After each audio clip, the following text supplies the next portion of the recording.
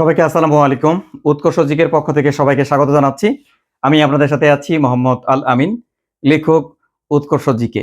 আজকের ভিডিওর মাধ্যমে আমরা জানব যুক্তরাষ্ট্র এবং ইরান সম্পর্কের অতীত, বর্তমান এবং ভবিষ্যৎ। তো বর্তমান সময়ে সবচেয়ে আলোচিত বিষয় হচ্ছে ইরান ইস্যু। এই ইরান ইস্যু থেকে কি কি তথ্য আপনার আগামী চাকরি পরীক্ষার জন্য খুবই গুরুত্বপূর্ণ তা জানবো আমরা মাত্র 2 মিনিটে। তো এখান থেকে দেখি আমরা যে পারস্য, ইরানের পূর্ব নাম কি ছিল? পারস্য। আর এই পারস্য থেকে ইরান রাখা হয় কত সালে? এটি হচ্ছে 1935 সালে। আর ইরানের তেল শিল্পটিকে জাতীয়করণ করা হয়েছিল 1951 সালে। আর যিনি ইরানের তেল শিল্পকে জাতীয়করণ করেছিলেন তিনি ইরানের প্রথম নির্বাচিত প্রধানমন্ত্রী, তার নাম হচ্ছে মোহাম্মদ মোসাদ্দেক। তিনি যখন ইরানের তেল শিল্পকে জাতীয়করণ করেছিলেন তখন তিনি যুক্তরাষ্ট্রের বিরাগভাজন হয়ে যায়।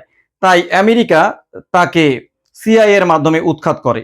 তাহলে এখান থেকে প্রশ্ন আসতে পারে যে ইরানের নির্বাচিত প্রধানমন্ত্রী মোহাম্মদ মোসাদ্দেককে যুক্তরাষ্ট্র উৎখাত করে কত সালে? 1953 সালে উৎখাত করে। এরপর আমেরিকার মনোনীত ব্যক্তি ইরানের রাষ্ট্র ক্ষমতায় বসে। ইরানের তার নাম হচ্ছে রেজা শাহ পাহেলভি। আর এই রেজা শাহ পাহেলভি ইরানকে আধুনিকায়ন করার জন্য এবং নারী শিক্ষার অগ্রগতির জন্য একটি বিপ্লব সাধন করে। আর এই বিপ্লবটির নাম হলো শ্বেত বিপ্লব। যদি বলা হয় যে শ্বেত বিপ্লব কত সালে কোথায় সংগঠিত হয়? শ্বেত বিপ্লব 1963 সালে ইরানে সংগঠিত হয়। 1979 সালে ইরানে কি হয়েছিল? একটি বিপ্লব হয়েছিল। আর এই বিপ্লবটির নাম হচ্ছে ইরানের ইসলামিক বিপ্লব। আর এই বিপ্লবের নেতৃত্ব দিয়েছিলেন আয়াতুল্লাহ রুহুল্লাহ খমেনি।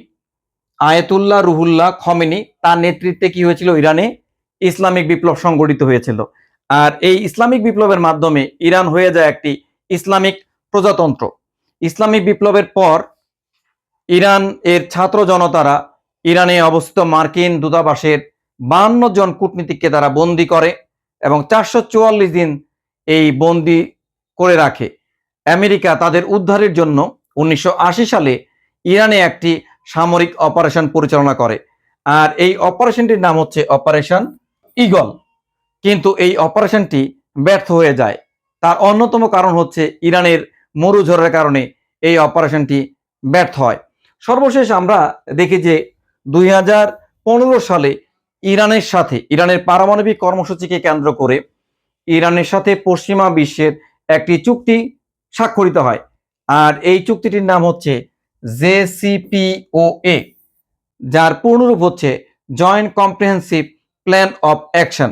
এই চুক্তিটি যাদের সাথে হয় P5+1। P5 মানে হচ্ছে ভেটো পাওয়ারের 5টি দেশ: যুক্তরাষ্ট্র, যুক্তরাজ্য, ফ্রান্স, রাশিয়া, চীন। আর এই 1 মানে হচ্ছে জার্মানি। এই চুক্তিটি হওয়ার পর যখন ডোনাল্ড ট্রাম্প ক্ষমতায় আসেন এই চুক্তিটি তিনি প্রত্যাহার করেন বা বাতিল করেন। সর্বশেষে আমরা দেখি 2020 সালে ইরানের একজন জাজরেল সামরিক কর্মকর্তাকে যুক্তরাষ্ট্র ইরাকের মাটিতে হত্যা করে। তার নাম হচ্ছে কাসেম সোলেমানি। আর তিনি ছিলেন ইরানের কুদস ফোর্সের প্রধান ছিল। তো ইরান তার পারমাণবিক কর্মসূচি চালিয়ে যাচ্ছিল এবং ইরান এই মধ্যপ্রাচ্যের মধ্যে অন্যতম একটি প্রভাবশালী দেশ হয়ে যাচ্ছে। তাই আমেরিকা সর্বশেষ আমরা দেখেছি যে একটি অপারেশনের মাধ্যমে ইরানে হামলা করেছে। আর এই অপারেশনটির নাম হচ্ছে অ্যাপিক ফিউরি। এই অপারেশনের মাধ্যমে ইরানের সর্বোচ্চ ধর্মীয় নেতা আয়াতুল্লাহ আলী খমেনি তিনি নিহত হন।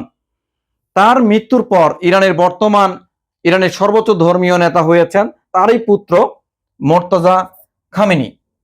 আর ইরানের একটি গুরুত্বপূর্ণ প্রণালী রয়েছে। এই প্রণালীটি রয়েছে এইখানে। এদিকে হচ্ছে পারস্য উপসাগর, এদিকে হচ্ছে ওমান উপসাগর।